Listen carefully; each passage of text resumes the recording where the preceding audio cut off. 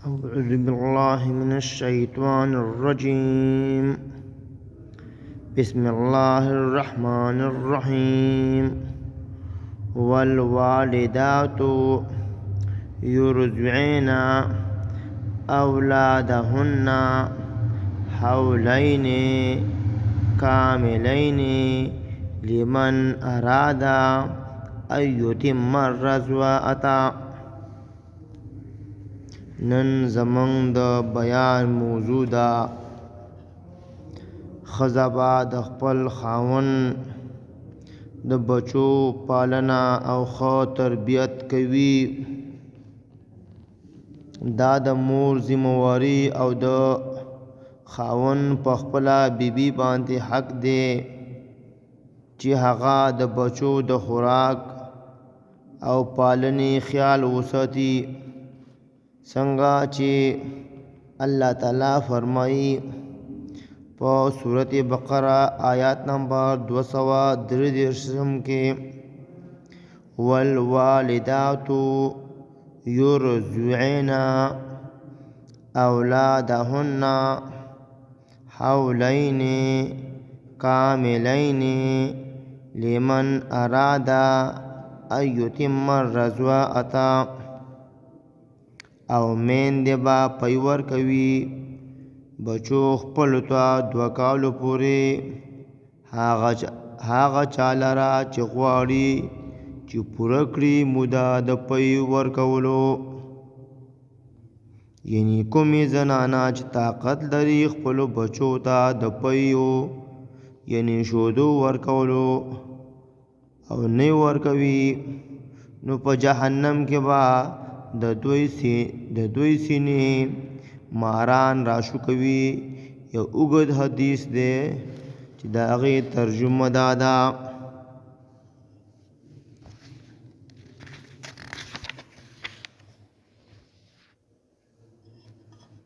ابو امامہ الباری رضی اللہ تعالی عنہ فرمائی ما د رسول الله صلی الله علیه و آله وسلم نا اوریدلی دي چې فرمایلی زه یو ځل اوده شوم چې 2 سړي راغلل او زه یې د مټو نه ونیولم او د یو سخت غر خوارلی بوتلم.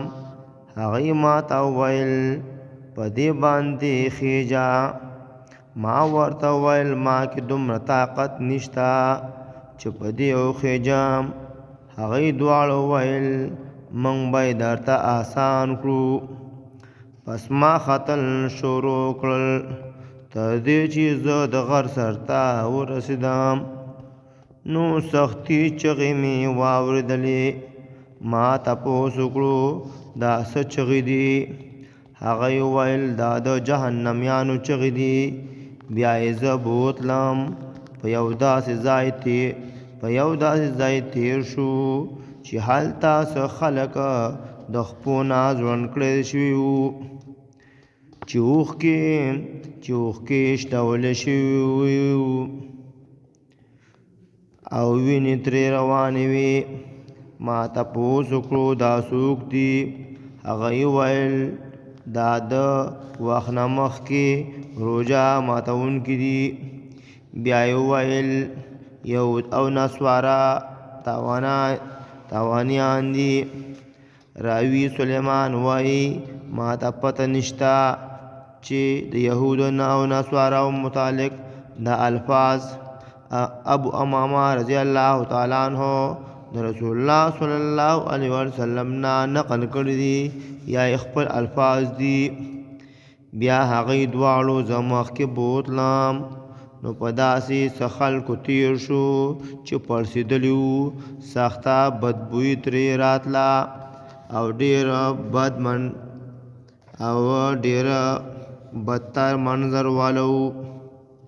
ما تپوس وکړو دا څوک دي؟ هغې وویل دا د کافرانو وژل شوي خلک دي. بیا یې مخکې بوتلم نو په داسې خلکو تیر شو چې ډېر زیات سخت پړسېدلي وو او د لیټرین په شان مرداري بدبوی واله وو. ما تپوس وکړو دا څوک دي؟ هغوی دواړو ویل دا زناکار سړي او زناکارې ښځې دي. بیا یې مخکې بوتلم نو په داسې زنانو باندې تیر شو چې مارانو د هغې سینې راشو کولې. ما تپوس وکړو دا څوک دي؟ هغوی دواړو ویل دا خپلو بچو ته پیسوده نه ورکوونکې ښځې دي. بیا هغوی زه مخکې بوتلم نو څه ماشومان مې ولیدل چې دوو نهرونو په منځ کې لوبې کولې. ما تپوس وکړو دا څوک دي؟ هغوی دواړو ویل دا د مؤمنانو بچي دي. بیا یې اوچت ځای ته وخېژولم نو 3 کسان مې ولیدل چې شراب اسکل. ما تپوس وکړو دا څوک دي؟ هغوی دواړو ویل دا یو جعفر بن ابي طالب، بل زید بن حارثه او عبدالله بن رواحه رضی الله تعالی عنهما دی. بیا یو بل اوچت ځای ته وخېژولم، هلته مې هم 3 کسان ولیدل. ما تپوس وکړو دا څوک دي؟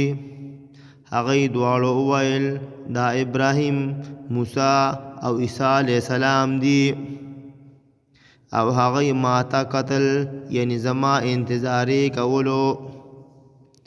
یو خبره خو د دې نه دا معلومه شوه چې ښځه به د خپل خاوند د بچو د خوراک او څښاک خیال ساتي، او بله ورسره دا خبره یاد ساتي که چېرته یوه زنانه د کمزورتیا، د بیمارۍ د لاسه یا د پویو یعنی د شودو کموالي د لاسه بچي ته پی نه ورکوي، نو دې حالاتو کې په هغې باندې هېڅ ګناه نشته. او دا هم دغه شان ښځه به د خاوند د بچو ښه تربیت کوي، ځکه دا د خاوند د اهل و عیال ذمه واره ده. او د دې نه به د هغې باره کې تپوس کېږي.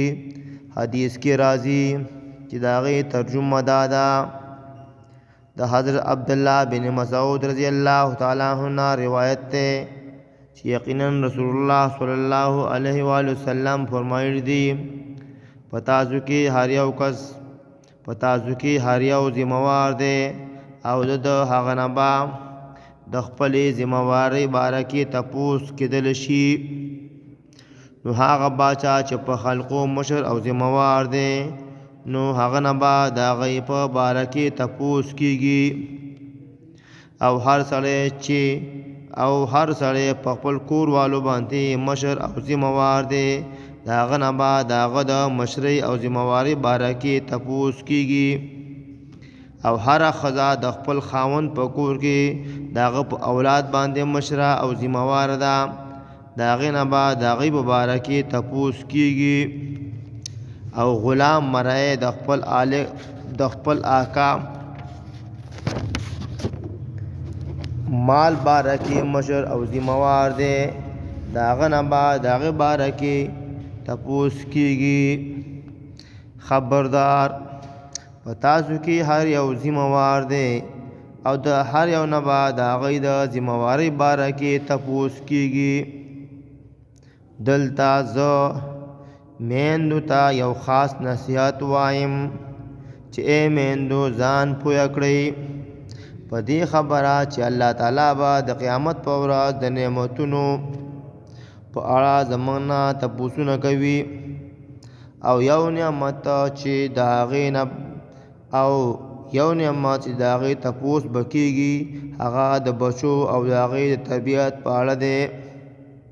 نو تاسو په اوږو د دې بچو د تربیت یوه لویه ذمہواري ده. او مشهوره خبره چې مور د بچي اولنۍ مدرسه، سکول او د تربیت ځای دی، ځکه چې د ټولو نه زیات وخت بچی د مور سره تیروي.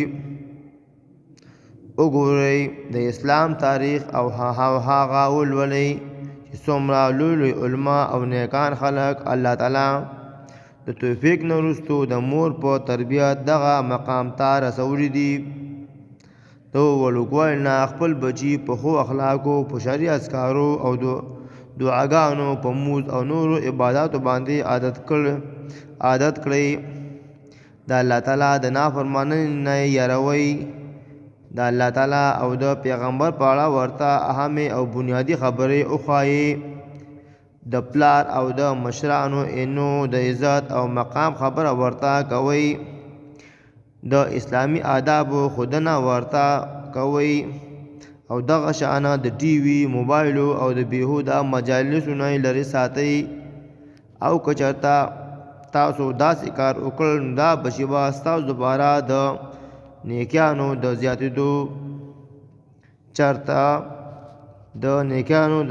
زیاتېدو ذریعه وګرځي. او تاسو به په قبرونو کې څنګه چې حدیث کې راځي عن ابي هريره رضي الله تعالى عنه ان رسول الله صلى الله عليه وسلم قال اذا مات الانسان انقطع عنه عمله الا من ثلاثه، الا من صدقه جاريه او علم ينتفع به او ولد صالح يدعو له. ابی ہریرہ رضی اللہ تعالیٰ عنہ فرمائی رسول الله صلی الله علیه و وسلم فرمایلی دي کله چې انسان مړ شي نو د دریو اعمالو نه علاوه ټول ختم شي. یو صدقه جاریه، دویم داسې عمل چې فایده ترې اخیستل شي، دریم نیک بچی چې د ده دپاره د خیر دعاګانې غواړي. الله تعالی دې موږ د قرآن او د احادیثو په لاره روان کړي. السلام علیکم ورحمۃ اللہ وبرکاتہ.